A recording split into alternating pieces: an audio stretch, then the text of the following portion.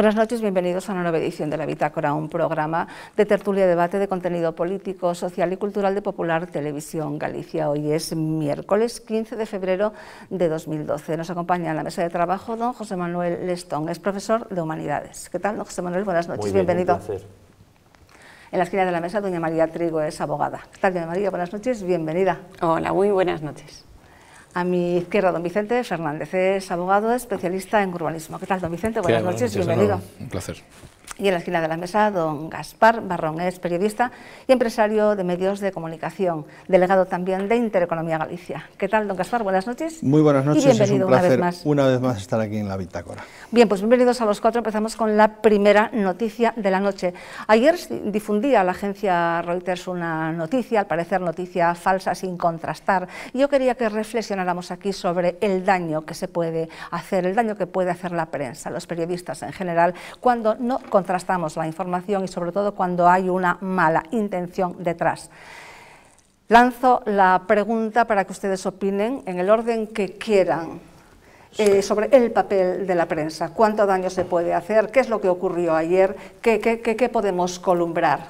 Obviamente, cuando se habla de déficit y de una crisis económica financiera como la que estamos atravesando, la prensa tiene mucha importancia y mucho poder, porque al decir una cosa aparentemente sin contrastar, aunque no tengo la varita mágica para poder verificar que no es cierto lo que se dijo, pues sí que se perjudica, porque la confianza de los mercados y las inversiones pues, van siempre en contra de un país que asombra por una sombría duda que se ha puesto sobre el mismo. ¿Qué ocurre? Que la agencia Reuters, que creo que es referencia en los mercados, como quien dice la Biblia, ¿no? Pero en este tipo de temas de mercados, pues claro, afirmar una cosa de esas, como otras veces también se ha criticado a las agencias de calificación, porque no siempre sus análisis o diagnósticos son totalmente certeros o pueden ser motivados por intereses ocultos, pues siempre es perjudicial para la prensa. En efecto, la noticia era que España habría inflado las cifras de déficit para presentar una corrección superior a la real. La prensa no inventa. Lo que pasa es que en la prensa nos encontramos que... Pero tiene que contrastar. Sí, pero ahí voy yo. El contraste lo haces si a lo mejor te están metiendo una goleada. Quiero decirte, no es nuevo que en este país, y voy a dar un dato concreto, al exministro Caldera, cuando era ministro de Trabajo, pues en el Parlamento salió en un cierto momento a contar una historia que estaba auténticamente manipulada por su propio equipo. Y la prensa se hizo eco de aquello, y él dio la cara como un campeón, y después recibió por todos los lados. Entonces, la prensa no inventa, la prensa tiene que contrastar, efectivamente, pero si la manipulación y digamos que la trama tiene un fondo, es difícil que podamos, no vamos a buscar un detector de mentiras para saber si el que nos lo está contándonos la verdad. Yo no quiero matar al mensajero, además claro, se hace demasiado a menudo matar al mensajero, pero bueno, que no estaba contrastado y que... Sí, pero es que ahora habrá que buscar a ver quién es el que dijo lo que dijo, para que se publicara lo que se publicara. Y dónde se cocinó, ¿no? Y dónde se cocinó, que ahí está. José Manuel, agencia de calificación. Yo voy a dar Déjelo para después, sí, que tenemos unas palabras precisamente de Alfonso Alonso. José Manuel, pues, sí, pero luego lo... Sí. De todas maneras, a mí la noticia desde un principio me parece bastante absurda. Es decir, cuando la trampa real era maquillar los déficits al revés, no diciendo que hay más, sino que había mucho menos, resulta bastante absurdo que lancen esta noticia. ¿Qué pasa? Que Rajoy, como bien decía el profesor Rayo en Libertad Digital, quiere emular a la izquierda, es decir, quiere hacer trampas para emular a la izquierda que le critica. A mí me pareció bastante absurda la noticia. No, pero esto no se habría cocinado más bien desde la izquierda, desde los socialistas, apuntan a un determinado gabinete, que sí... Exacto. Bueno, no quiero decir nada, sí, se decía de Almunia, ¿no? Alguien que lo conoce y conoce su talante, pues dice que no, que es impensable pensar que desde su gabinete pueda, bueno, pues salir una falacia de tal... Hay un dato con relación a esto, es que ayer mismo se filtró una noticia del propio Banco de España con signos alarmantes, y atención a este dato, de la falta de liquidez de los bancos. Eso se movió y hubo quien dijo, caramba, esto puede ir por ahí. Y tú sabes que muchas veces de una insinuación acaba siendo una gran noticia. No olvidemos que esa noticia es falsa, pero igual si empezamos a escarbar podemos dar datos de cómo está la verdadera situación. O sea sí, que, no, a veces, claro. sí, a veces tiras del hilo es y más, yo me alegro de que eso haya salido. Fíjate lo que te digo. De que esto esté en el debate, sí, ¿no? de que esto, efectivamente, porque a lo mejor de ahí se sacan otras verdades que todavía España no conoce. Y si no salen esas cosas, difícilmente pueden salir, porque ponemos la venda y no vemos la realidad. Que yo, don Gaspar, no niego que haya habido algún tipo de cocina, ni tampoco mató al mensajero, pero a veces se hacen eco la prensa y a veces también con cierto acierto, y yo también me alegro de que haya salido esto a la luz, se hacen eco de ciertas rumorologías o simplemente pues comentarios de pasillo, sí, tanto en las altas instituciones. Eso es intolerable. Y eso siempre es bonito pues claro, que salgan estas cosas para hacernos reflexionar sobre el posible trasfondo si se escarba. Querido José Manuel, acuérdate, hoy miércoles lo estamos diciendo en la bitácora en directo, sí. Esto no acaba aquí. No. Garantizado. A mí es una noticia que me da miedo. A mí es una noticia que me da pero miedo. No deja de ser a lo mejor real. Primero, porque si efectivamente esto es cierto, si esto fuese cierto, estaríamos volviendo a la época en la que en el Partido Socialista, en el gobierno, también nos mentían acerca del déficit, de la situación, del número de parados, de la situación económica. Exacto. Es decir, volvemos otra vez a que nos estén engañando. Si esto no es cierto, también me preocupa porque una agencia como Reuters se hace eco de una noticia que puede causar mucho perjuicio a un país como España.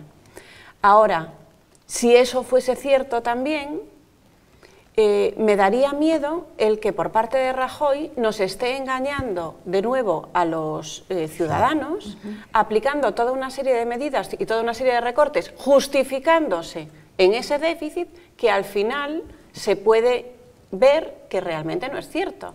Entonces, es sorprendente la noticia. Sí. A mí, tildarla de trampa absurda me da miedo. Es que yo no sé por qué sale esta noticia. ¿Sabes cuánto y a causa tardaron de qué? Porque cuando el río suena, agua llega. Ahí voy. ¿Sabes cuánto tardaron en desmentirla? 8 horas. Bien, entonces algo hay. Se echaba mucho en falta, 8 horas. Se echaba mucho en falta que no hubiera un comunicado. Claro, sí, 8 horas. 8 horas. Además o sea, que Bruselas ha desmentido que no se conocerán los datos, las cifras de déficit hasta finales de este mes. Claro. Y no sé si el día 23 es una fecha importante como fecha tope para que se presenten los presupuestos que la propia Comisión de Asuntos Económicos, a la cabeza del señor Rehn, le está implorando al señor Rajoy, presidente de nuestro gobierno, para que ya los presente de una vez. Pero claro, está el trasfondo de la Junta de Andalucía, que también pues parece que no, pero ahora intenta... han dicho que se olvide de la Junta, que lo haga cuando pueda, ¿eh? Claro. O sea, que han cedido ahí. Sí, lo que pasa es que si vamos a las cifras, habría que empezar a preguntarse cuál es la deuda, por ejemplo, de los bancos españoles. Sí. Porque eso es, en fin... Pero lo hablaremos. Sí, pero si eso fuese cierto, realmente todos aquellos que justificamos, porque yo me incluyo, todos los recortes o incluso la subida de impuestos, y en esta mesa lo he defendido con la muela de atrás, pese a que efectivamente la subida de impuestos nos afecta a todos, ¿no? Pero que hemos defendido las medidas tomadas por el Gobierno justificándonos en este déficit, si ahora mismo eso se demuestra que no es cierto, entonces es que el gobierno de Rajoy cae. Porque ¿qué confianza está transmitiendo entonces?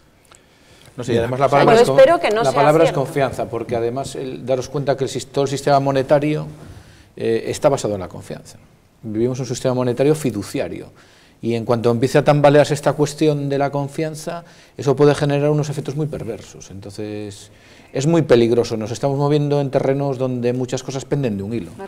Vamos a ver. Vamos a, no sé, dejar pasar un poquito a ver cómo discurre esto. Que es importante. Los bancos tienen 800.000 millones de deuda con los bancos europeos y americanos. Y aquí reto a cualquier banquero, no bancario, que desee debatir, vamos a debatir. Y voy a dar otro dato más. un informe que tiene el Gobierno, el decrecimiento del Banco de España, menos 1,5%. Esa fue la herencia de Zapatero. El decrecimiento del Fondo Monetario Internacional, del famoso FIN, el 1,7%. Y el decrecimiento real, el menos 3%. ¿Qué quiere decir esto? Esto se llama depresión. Lo pintemos como lo pintemos. Entonces, volviendo a la noticia de Reuters, tienen muchos informes porque, evidentemente, un periodista se nutre de información. ¿Qué ocurre? A veces no la puede sacar, porque no es el momento, no ha tocado. Pero si a lo mejor siguen por ahí, o se tercia de otra manera, aparece el documento del informe. Y entonces ahí está la historia. Bien. Pero esos son los datos, ¿eh? Eso es lo que tiene la deuda, verdaderamente, los bancos la deuda que tienen, el resto hojas de molino, o sea, no tiene más historia. También se está diciendo que la Unión Europea podría sancionar a España por esperar a las elecciones andaluzas del 25 de marzo, el poner en práctica pues una serie de medidas. Una pincelada sobre esto y ya pasamos a otro tema. Lo hemos comentado en este momento ya sancionar. Lo hemos comentado en muchas ocasiones, sí, que lo gordo vendría después de las elecciones andaluzas. Pero las sanciones ya vienen ahí desde siempre. El rollo de la sanción. Es la clásica. Los políticos están inmersos en el problema institucional, ¿no? Son cortoplacistas. Ningún político toma medidas pensando en las generaciones futuras. Ellos, su negocio es ganar elecciones.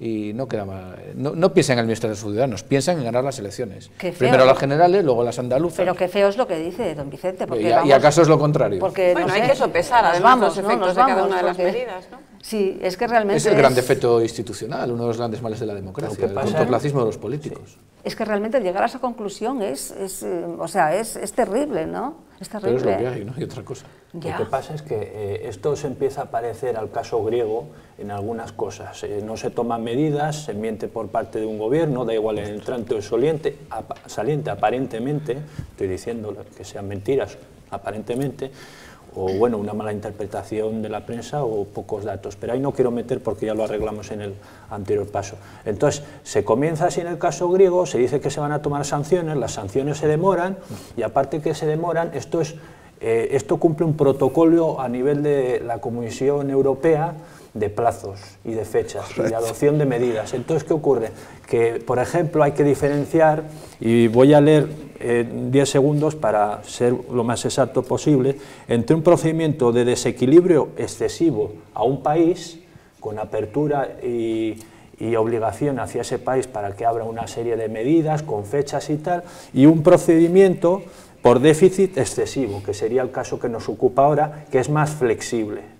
Entonces, bueno. Estamos hablando de un 1% de sanción. Hoy en la sesión de control al Gobierno en el Congreso, Rubalcaba le preguntaba a Rajoy, era su segundo cara a cara de la legislatura, sobre el efecto de estas medidas a corto plazo. Le preguntaba si creía en ellas. Estas eran las palabras de Rubalcaba. Usted en realidad presenta una enmienda a la totalidad a nuestro sistema de relaciones laborales, una enmienda a la totalidad al que hemos creado en democracia. Se lo simplificaré. Se podría decir que su reforma laboral es algo así como lo siguiente: o aceptas la bajada de salarios o ahí tienes la cuenta. Y, señor Rajoy, esa no puede ser la fórmula para crear empleo en España. Muchas gracias. Bien, pues Rajoy le contestaba esto. Yo creo que sí. Lógicamente, si no lo creyera, no las tomaría, o tomaríamos otras distintas.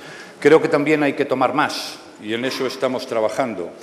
Y todas estas medidas, aprovecho la oportunidad para decírselo, creo que no van a producir efectos en el corto plazo por la situación económica que está produciendo nuestro país y por el entorno internacional, especialmente por el entorno europeo. Pero creo que estamos sentando las bases para crecer en el futuro de manera sostenida y estable y, por tanto, para generar empleo, que es el principal objetivo que tiene el Gobierno que presido. Gracias.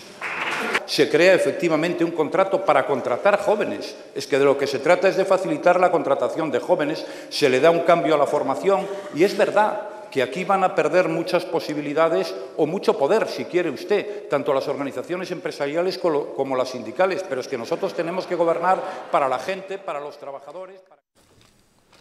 No sé si Rubalcaba y toda la oposición habrá quedado convencido de don Gaspar. Yo creo que él tiene que salir a decir algo, porque si no hablan, enferman, pero evidentemente el presidente Mariano Rajoy le ha contestado bien. Contesta, o sea, si algo tiene Mariano Rajoy es que es un parlamentario de lujo.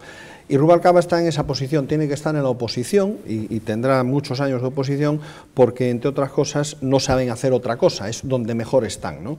Pasaba un poco como el gobierno de la Xunta. El gobierno de la Xunta, donde mejor están los del BNG, pues es en la oposición, porque gobernar ya se ha visto lo que ha pasado cuando gobiernan, ¿no? Con relación a lo que dice Rubalcaba, es más de lo mismo. O sea, tienen 4 líneas, los asesores les ponen 4 líneas y ahí repiten, y ahí se quedan. Pero al final no hay tampoco propuesta, porque no olvidemos que estamos hablando de un vicepresidente, de un ex vicepresidente del gobierno, que logró 5.300.000 parados, cifra oficial, porque la real llega a 7 millones de parados, que eso es lo grave. Doña María. Bueno, yo creo que tiene que escenificar una oposición, lógicamente. Exacto, claro. Rubalcaba es el jefe de la oposición y tiene que decir algo. ¿Y qué es lo que tiene que decir? Pues oponerse a todas las medidas que adopte el gobierno. Ahora, ¿cuál es la credibilidad de Rubalcaba en este momento? Yo creo que es nula. Sí. No es un personaje cualquiera, no es un político cualquiera, es un político que ha estado durante muchos años en cargos de relevancia institucional y que lo ha hecho muy mal y que las consecuencias del gobierno en los que él participó pues son nefastas. Con lo cual, ¿qué nos puede decir Rubalcaba? Pues lo que quiera, oponerse a la totalidad. Es la enmienda a la totalidad de lo que haga Rajoy. Ahora, efectivamente, las medidas que pueda tomar Rajoy, yo no sé si van a ser a corto plazo, van a crear empleo o no van a crear empleo. Nadie lo sabe, porque es un futurible, son unas expectativas, son unas medidas que se toman con una intención. Esperemos que efectivamente tenga razón Rajoy y todos sus ministros, de Guindos y Montoro en este caso, y todas las reformas que se están adoptando sirvan para crear empleo, que en realidad es lo que pretende todo el país en este momento, ¿no? Aunque no sean las inmediatas, sí sentando las bases para un futuro. No, que Rubalcaba está, como siempre, en su mismo papel de gobernante desde la oposición. Ya estuvo gobernando y es copartícipe de la ruina del país en todos los niveles, y siempre pues es más fácil no hacer nada, esperar a que el nuevo gobierno resuelva todo, dejarle toda la huerta, el labradío, como tierra quemada, y a partir de ahí ya saldrán las movilizaciones sociales en todos los ámbitos fomentadas desde la izquierda, tanto aquí a nivel gallego, como luego hablaremos, en otros temas como a nivel nacional, etcétera. De todas maneras, la demagogia es tan brutal que cómo se puede seguir mandando ese mensaje a la opinión pública de que bajan los salarios, pero ¿cómo no van a bajar los salarios? ¿Cómo se puede pretender subir unos salarios cuando, como decía antes Gaspar, estamos en un panorama completamente recesivo? O sea, vamos a una recesión económica y vamos a subir los salarios. Pero estos señores, si quieren más paro todavía. Si el argumento es completamente... No sé cómo se puede seguir mandando esos mensajes tan irresponsables a la opinión pública. Yo creo que no hay que buscarle una causa o una justificación al argumento de Rubalcaba. Es simplemente la oposición. Para hablar de Rubalcaba, era para hablar un poco de la reforma y preguntas-respuesta, etcétera, ¿no? Porque de Rubalcaba creo que todos lo conocemos muy bien y todos seríamos capaces incluso de hacer un perfil bastante exhaustivo de él, ¿no? Yo hasta cariñosamente lo trato. Sí, porque ya no, ya como a Zapatero, ¿no? Exactamente. Ya, en efecto, sí. Bien, pues salían a colación aquí hace un momento las famosas agencias de calificación. Moody's rebajaba nuevamente la calificación a unos cuantos países, entre ellos España. Sin embargo, los mercados han reaccionado bien ante las nuevas medidas adoptadas por el gobierno, y la deuda de hace 2 días, bueno, pues salió muy bien la subasta. El portavoz popular, Alfonso Alonso, dice que cada vez entiende menos, no obstante, a las agencias de calificación. Y respecto a esto de Moody's, yo confieso que cada vez entiendo menos esto de las agencias de calificación.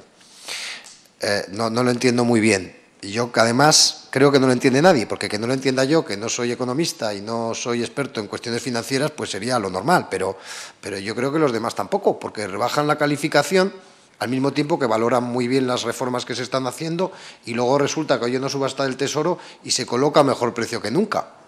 Entonces, no lo estoy entendiendo muy bien qué es lo que está ocurriendo, o si no hay un desfase entre estas calificaciones y que quizás la realidad va por delante y más deprisa que las calificaciones, ¿no? Entonces no se sabe si califican el tiempo presente o califican un tiempo que se está yendo y que pertenece al pasado.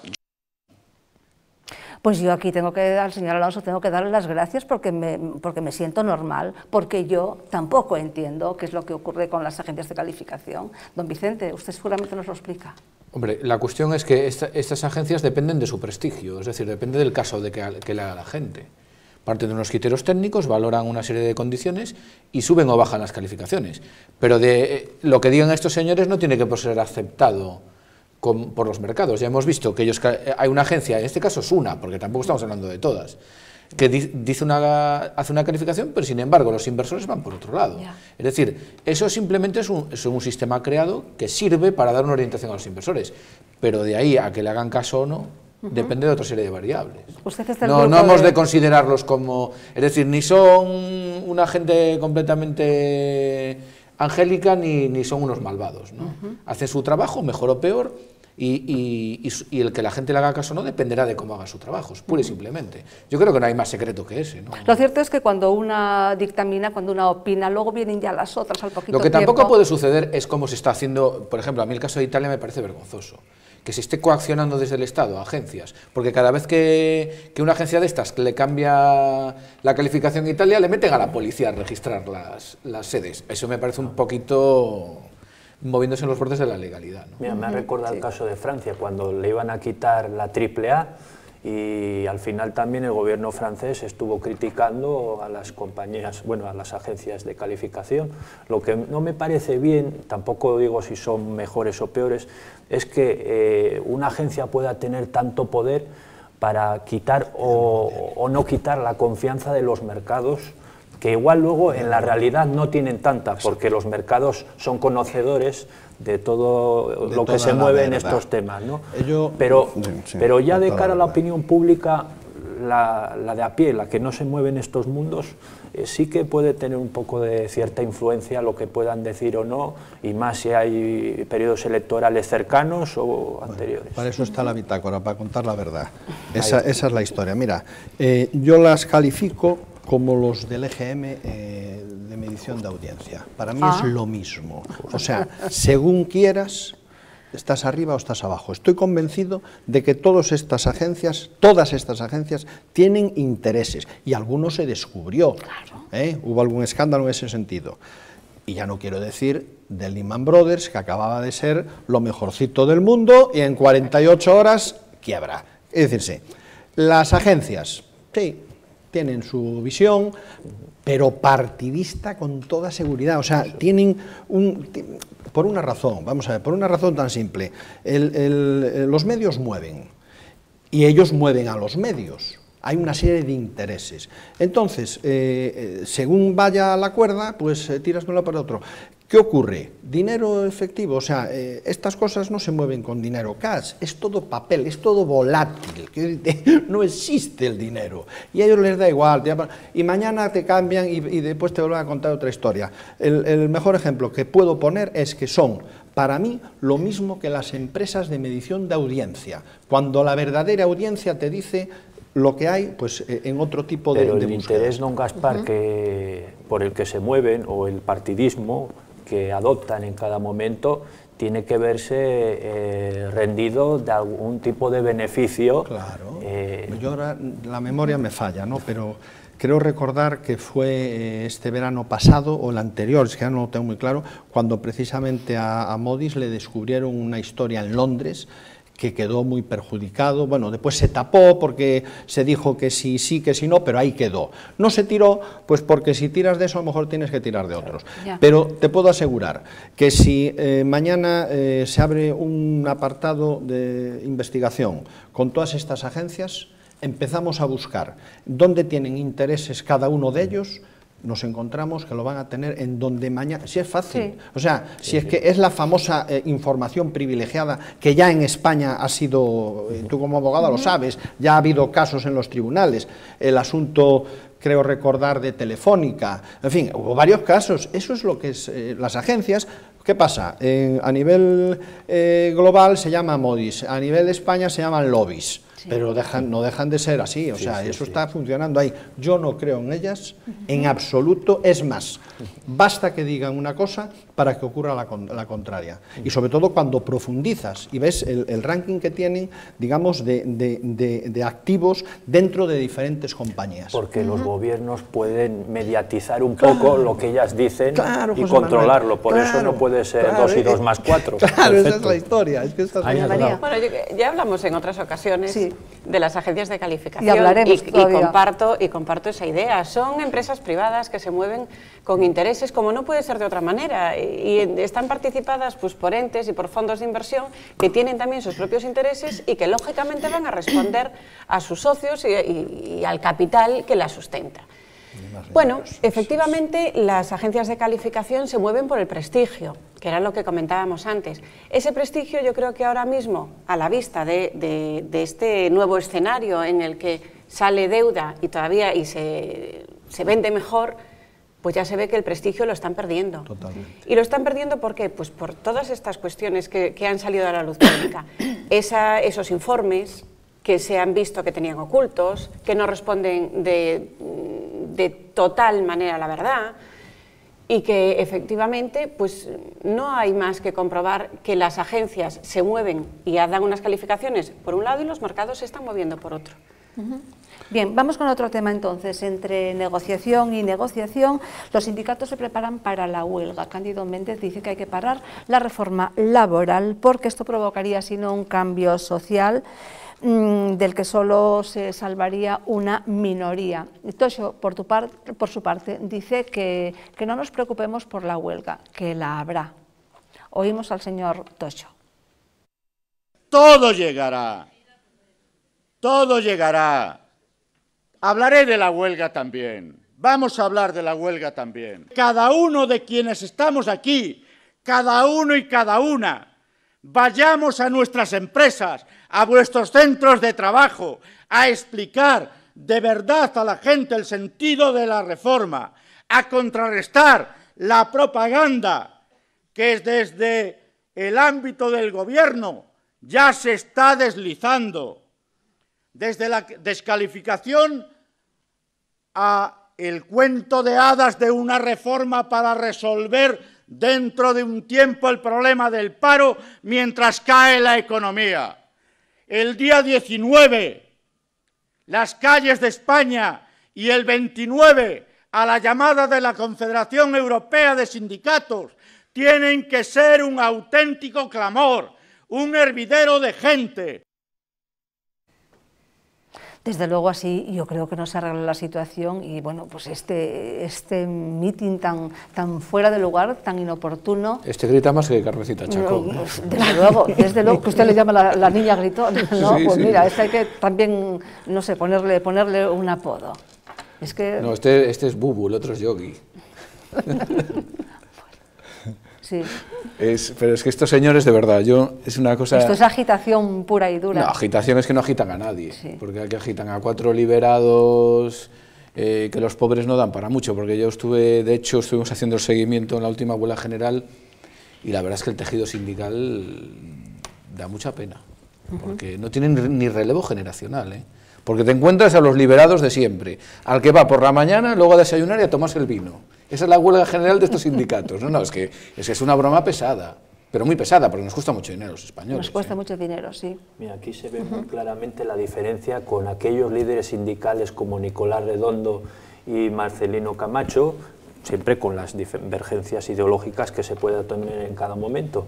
Y se ve porque esto es lo mismo de los últimos años. Chantaje a un gobierno, ya sea desde la oposición o desde otro gobierno afín a estos chantajistas, así tan claro como suena lo digo, y al mismo tiempo que el chantaje, pues siempre es mantener esa red clientelar de privilegios, beneficios que siempre tienen tanto los nacionalismos como la izquierda nacional, poco nacional en este país. Son los mismos de la desmemoria, más que memoria histórica o memoria histérica, que subyace debajo de esto. Así un país nunca puede hacer ninguna reforma ni laboral, ni financiera, ni económica ni nada, porque es que lo que hay que mirar siempre es que hay que profundizar y hay que también perder a veces algún privilegio, como tú bien decías, don Vicente, antes, que es que no se quiere ni rebajar los salarios, pues igual para mantener el trabajo será posible y mejorable, pero será importante rebajar algo los privilegios de los trabajadores, muy a su pesar, y les entiendo también, pero también tienen que valorar si es mejor estar totalmente en paro y como muchas familias sin ningún tipo ya de prestación por el desempleo, para llegar a un convencimiento de que hay que cambiar las cosas. A mí este discurso me parece de una hipocresía total y absoluta. Porque estos señores que ahora claman en favor de los trabajadores como representantes sindicales, ¿en dónde estaban cuando se fueron incrementando el número de parados y no salían a la calle y no se manifestaban en contra de un gobierno que no estaba adoptando ninguna medida para evitar todos estos despidos, todos los cierres de las empresas, que ahora mismo es lo que tenemos que solucionar? Salen ahora diciendo que efectivamente hay que salir a la calle, que están haciendo recortes a los derechos de los trabajadores, pero ¿qué más recortes quieren los trabajadores que el haberse quedado en paro? En este momento lo único que tenemos que hacer es intentar buscar soluciones para buscar empleo, para que se siga creando o para que se empiece a crear de nuevo empleo y que toda esta gente que ahora mismo pues, ya no cobra absolutamente nada, pues pueda empezar a trabajar, pueda ejercer ese derecho que tiene constitucional del derecho al trabajo. Y ellos lo que tienen que hacer como representantes sindicales es apoyar las reformas para que el mayor número de trabajadores pueda mantenerse en sus puestos. Y todos tendremos que recortar nuestros derechos, efectivamente, pero no los trabajadores solo los que ellos representan, todos, porque los autónomos también tenemos que recortar nuestros derechos y nuestros privilegios. Y la clase empresarial, 3/4 de lo mismo. ¿Quién no está recortando en este momento? Nadie. Que los autónomos ya recortan porque el consumo también les baja para no, su propio en todos rendimiento los laboral, ¿no? Pero es que vamos, y ya acabo, hacia el caso griego. Si no se toman medidas, al final va a haber más conflictividad social, va a haber más peligros a nivel laboral, y eso es donde estamos. Yo es que estoy convencido que acabaremos como en Grecia, pero aparte Ay, de no eso, diga eso. Sí, eso es mi...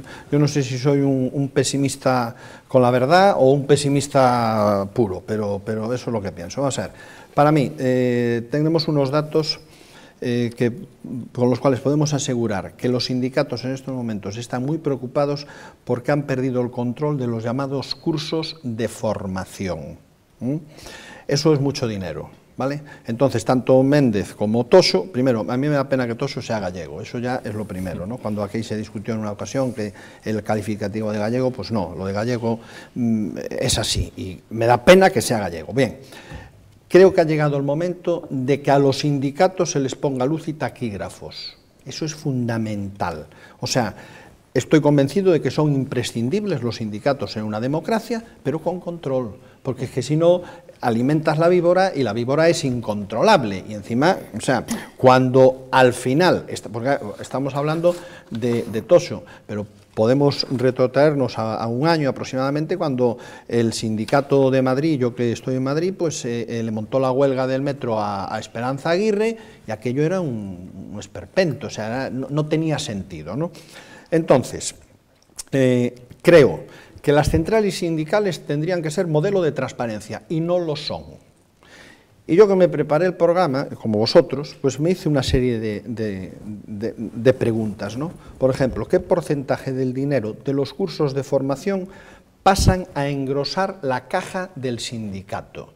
Que lo contesten. Los retamos a que vengan, que nos lo digan. ¿Cómo se contrata a los profesores de esos cursos de formación? Claro, porque curiosamente, a veces la informática... Todos lo sabemos, ¿no? Todos lo sabemos, sí. Bueno, pero hace escasos días nos llegó a la redacción del Cowboy de Medianoche un correo electrónico que la verdad me olvidé de traerlo, curiosísimo, lo tendrás, Madalena, es de un sindicato, al propio sindicato, sin comentarios. Y después ya, cómo se paga a los amiguetes de los sindicatos, porque esa es la clave, ¿no?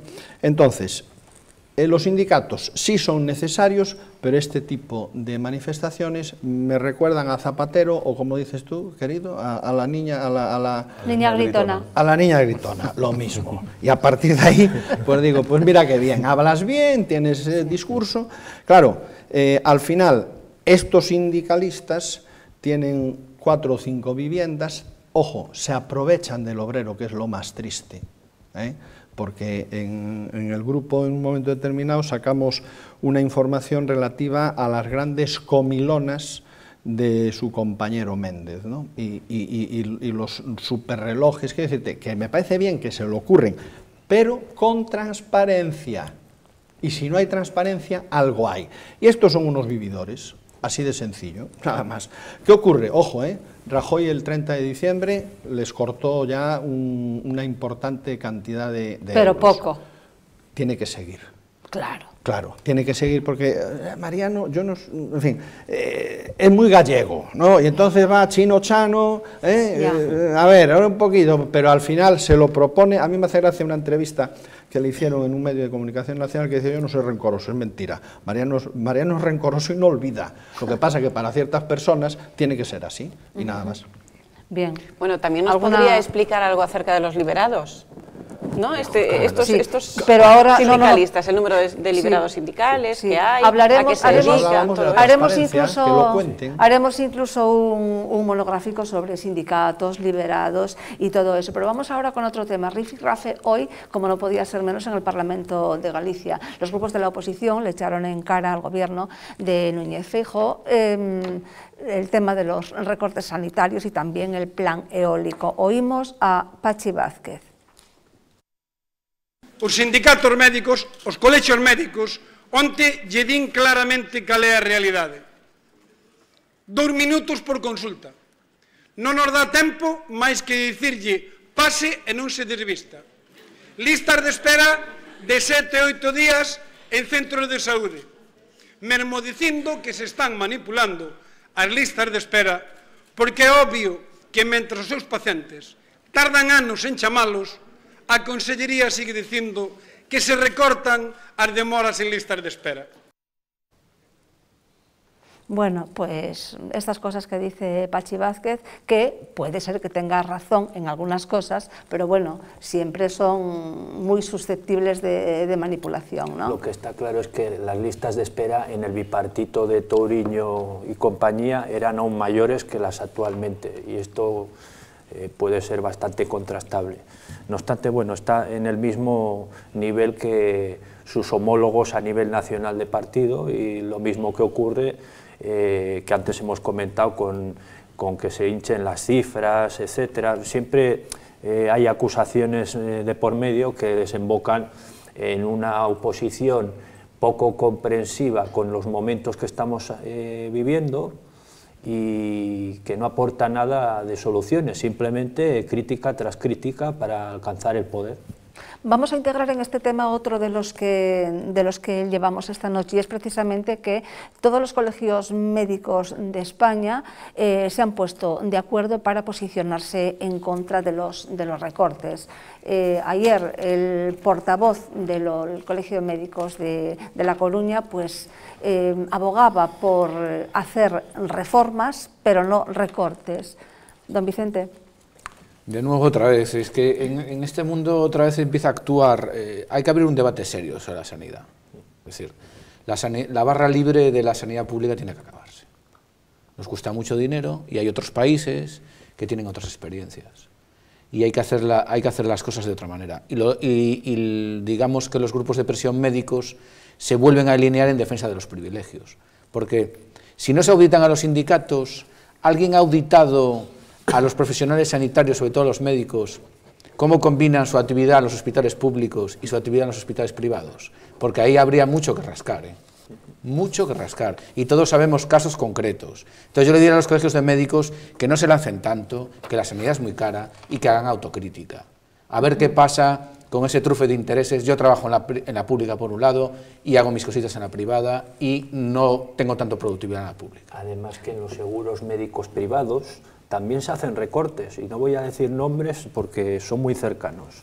y se hacen recortes y también se existe en el seguro médico privado el copago. No quiere decir, pero prefiero ser discreto porque me toca un poco de cerca, entonces prefiero, no obstante, sin ningún problema, si hay que decirlo, se dice.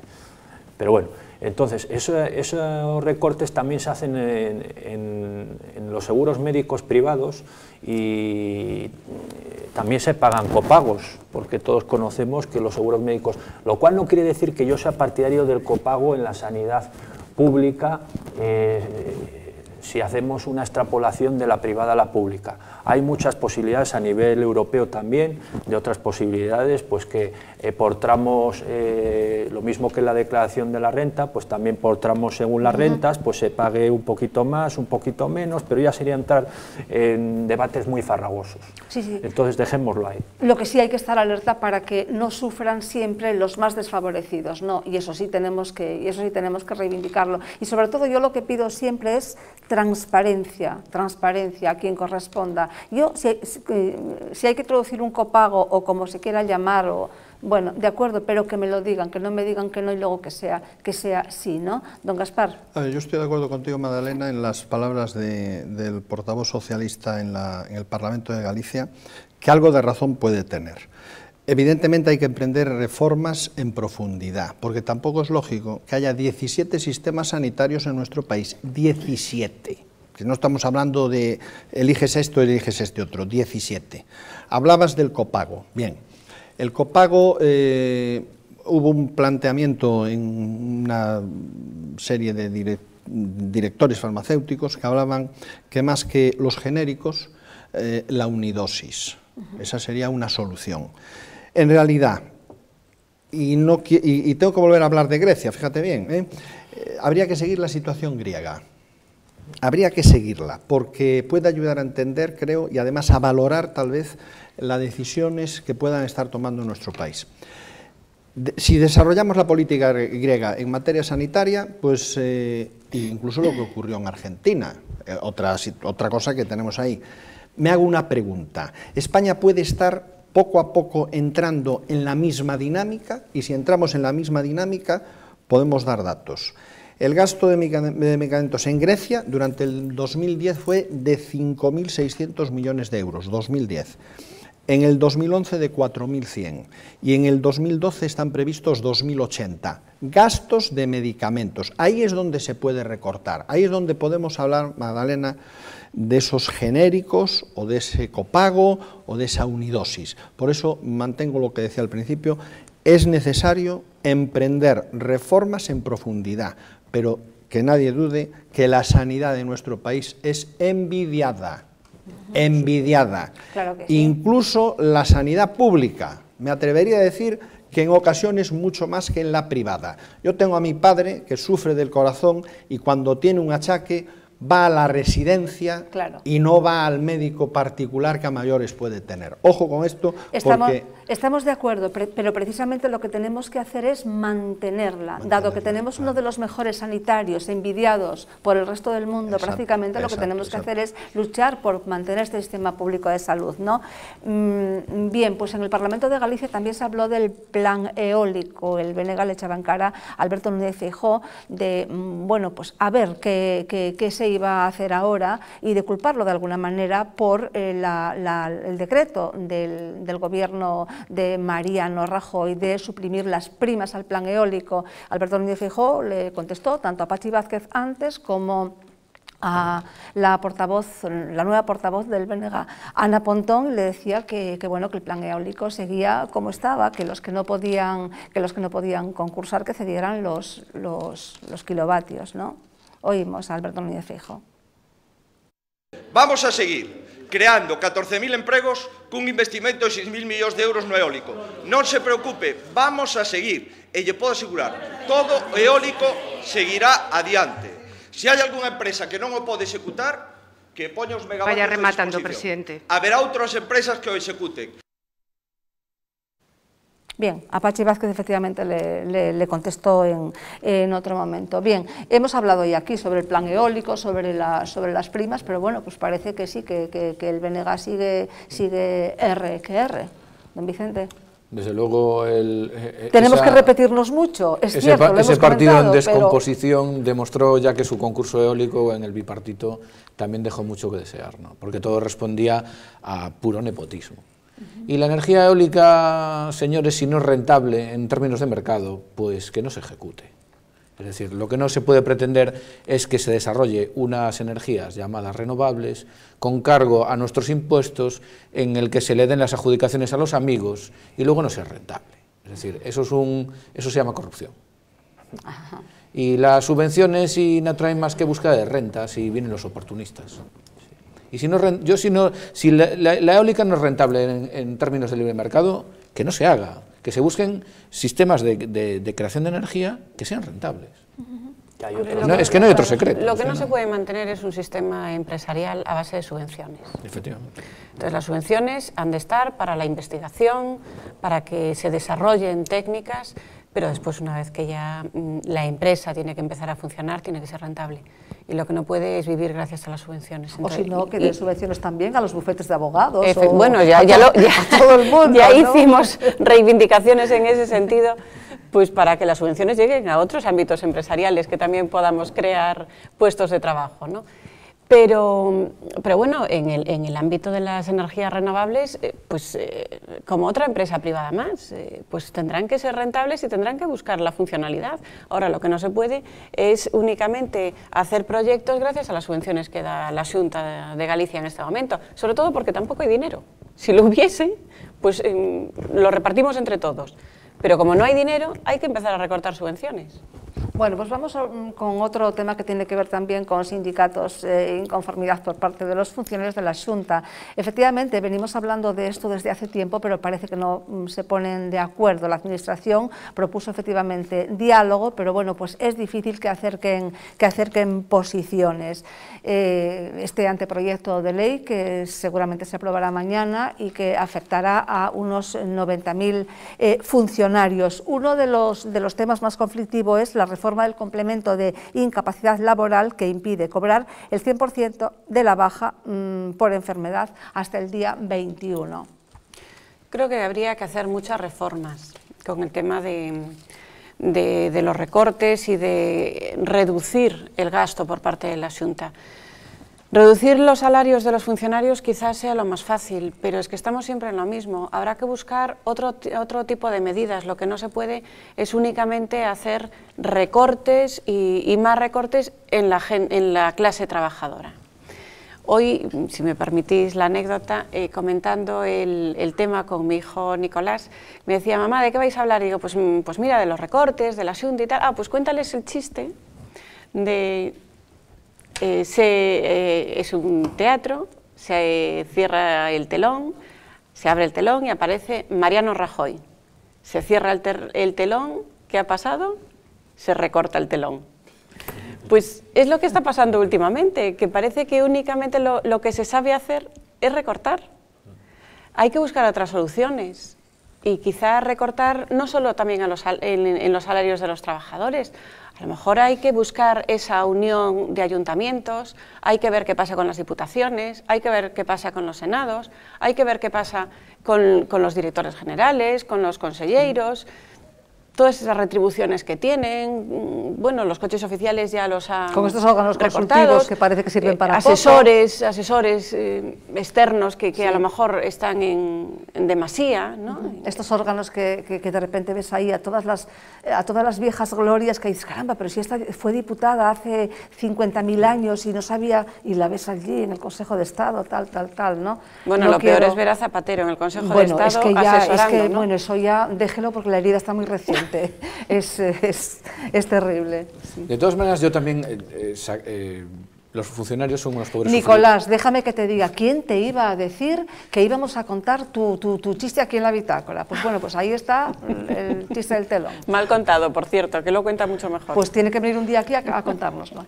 Yo, a pesar de que iría en contra de mi religión, entre comillas, defendería a los funcionarios, sobre todo porque a mí me gustaría distinguir, una cosa son los funcionarios que se han sacado su posición, Y luego yo creo el gran mal de la burocracia española, que son todas esas capas de funcionarios contratados, que cada gobierno, parece que hay un pacto entre los políticos. Yo gobierno y meto mi capa de funcionarios. Llegas tú, me sacas a un poquito, pero puedes a poner otra, y otra, y otra. Y llega un momento en que es insostenible.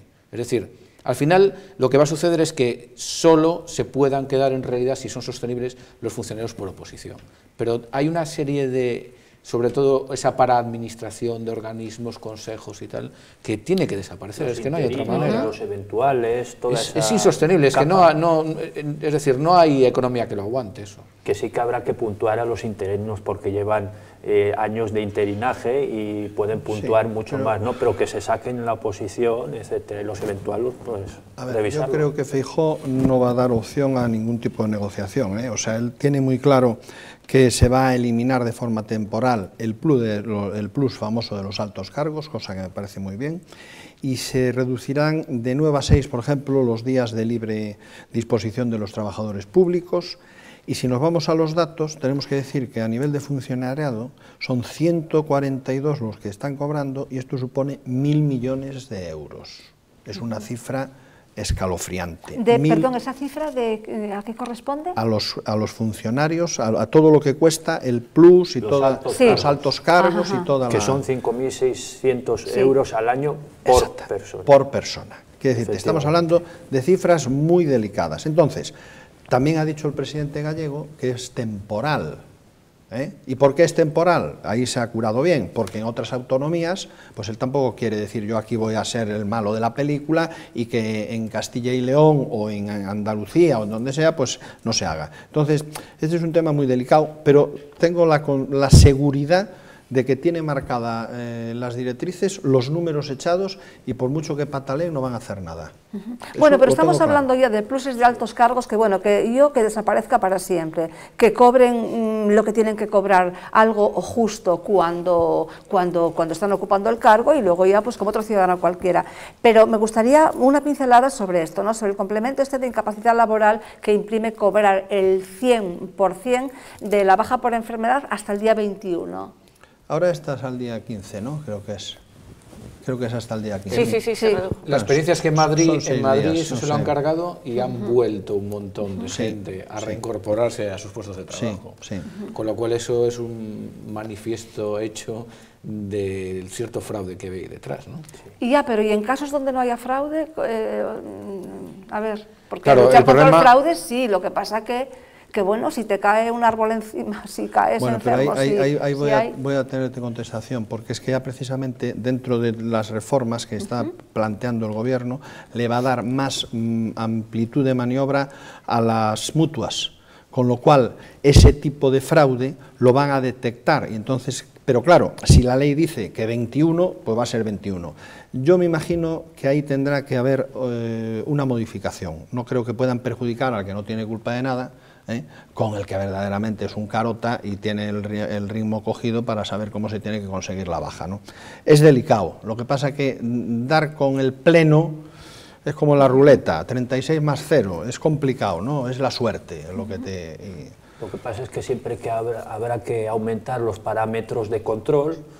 Y todos los filtros, pues el médico, pues siempre puede haber un médico amigo, no lo vamos a negar, hablando a nivel de calle de forma entrañable, pero hay que buscar unas formas para intentar, lo mismo que el fraude fiscal, pues intentar sostener una incapacidad rentable para la administración y normal para el funcionamiento del empresariado, ¿no? Que no sea cada día... Ojalá se haga esa inspección, porque te puedo asegurar que a la Seguridad Social, al clásico tribunal que tienen cuando pides una invalidez o lo que sea, llegan casos, yo he tenido la oportunidad de tener algún expediente que vinieron a denunciarnos, y verdaderamente dices, es increíble que a este señor le hayan dado el alta porque es que no puede ni levantarse de la silla. Y esa es la historia. Me ha recordado muy brevemente un tema. ¿No os acordáis de, creo que fue en Italia, que una durante varios años logró evitar ir a trabajar y percibió mensualmente durante varios años la nómina? Pues me ha recordado justo ese tema. De todas maneras, una de las cuestiones de las que se quejaban ahora mismo también los sindicatos de funcionarios es que no hay información suficiente acerca de todos los recortes que pretenden hacer y de las cuantías, porque parece ser que con todos esos emolumentos no se llegaba a la cuantía que decía Feijóo que se iba a ahorrar. Él ha dado 2. Claro. No hablaba. Y entonces, ¿el resto en dónde está? Porque si todo eso se pretende ahorrar, que nos diga cómo. Entonces, a lo mejor también hace falta dar más información a la gente. Si quieres que la gente haga unos recortes, se apriete el cinturón, infórmale, explícale por qué y a dónde la escuela llega. de su presidente, que me perdone, que en este caso yo estoy de acuerdo que habría que tener más comunicación, lleva la escuela de Mariano Rajoy, que tardó muchos días en hablar, y él, pues en este caso, a lo mejor, porque no tiene todavía los datos suficientemente fortalecidos, pues prefiere mantenerse, porque lo que sí tenemos muy claro es que Alberto Núñez Feijóo, palabra que ha dicho, palabra que ha cumplido. Entonces, qué decirte, cosa que no pasa con otros presidentes, incluso el propio Mariano Rajoy, sin ir más lejos, ¿no? En este caso, Feijóo tiene muy claro que no va a haber flexibilidad, porque yo creo que él en su libro, en su libreta de anotaciones, sabe perfectamente dónde tiene que recortar. Tendrá que empezar de una manera, alguien tendrá que salir más perjudicado, porque cuando hay recortes de este tipo no todo el mundo sale contento. Yo estoy de acuerdo en que eso, que estoy de acuerdo en que hay que recortar y que viene del libro del gobierno y de sus enlaces o terminales autonómicas para intentar recomponer todo el puzzle en esta macrocrisis excesiva. Sobre todo que, bueno, que ellos lo que pretenden es que se reforme prácticamente todo el texto, ¿no? Bueno, pues mañana creo que lo va a aprobar el Consejo. Sí, que es muy importante, que ahí estoy con doña María, de que se inflan mucho a veces las cifras y de que a veces pues hay que ponerse también del lado de los más desfavorecidos, porque los sindicatos estiman que estas medidas supongan unos 20 millones, no 80 millones de euros, como dice el Ejecutivo gallego. Entonces, ahí sí que estoy contigo en que habrá que saber cómo se va a llegar a esa cifra con esas medidas y si realmente vamos a llegar a esa cifra. Sí, que los sindicatos creen que no, los sindicatos dicen que no se van a llegar a ese ahorro. La transparencia es necesaria. Bien, pues nos quedan 2 temas por tratar, pero hemos agotado el tiempo.